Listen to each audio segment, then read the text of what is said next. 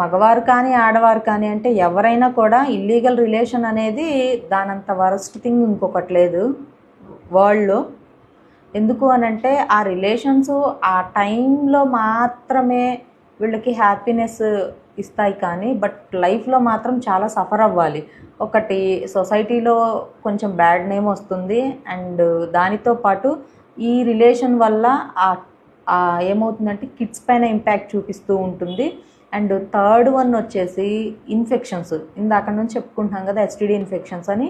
ఈ ఇన్ఫెక్షన్స్ ఏమైనా వచ్చాయి అనుకోండి, ఫర్ ఎగ్జాంపుల్ మనం మాట్లాడుకుంటే చాలామంది మన దగ్గరకు వచ్చే ఓపీడీలో ఏం చెప్తారు అంటే, మ్యామ్ మేము ఇలాగా ఎక్స్ట్రా మ్యారిటల్ రిలేషన్లో ఉన్నాము, ప్రెగ్నెన్సీ రాకుండా జాగ్రత్తగానే మెయింటైన్ చేసుకుంటున్నాము, అండ్ రాకుండా మేము ఎజాక్యులేట్ చేయడం లేదు అని చాలా తెలివిగా చెప్తూ ఉంటారు.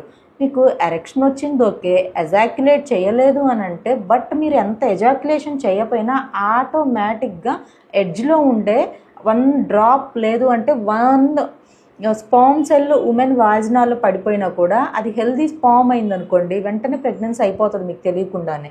అండ్ ఇంకొకటి, ఆ స్పామ్ సెల్లోనే కనుక మీకు వచ్చే ఆ 1 డ్రాప్ స్పామ్లోనే కనుక మీకు ఎస్టీడీ ఇన్ఫెక్షన్ ఉంటే అది ఆవిడకి వస్తుంది అండ్ ప్రెగ్నెన్సీ వస్తుంది. 2 గిఫ్ట్లు మీరు ఆవిడకి ఇచ్చిన వాళ్ళు అవుతారు. సో అందుకని ఇటువంటి తెలివితేటలు ఇటువంటివి కొంచెం కంట్రోల్లో పెట్టుకోవాలి.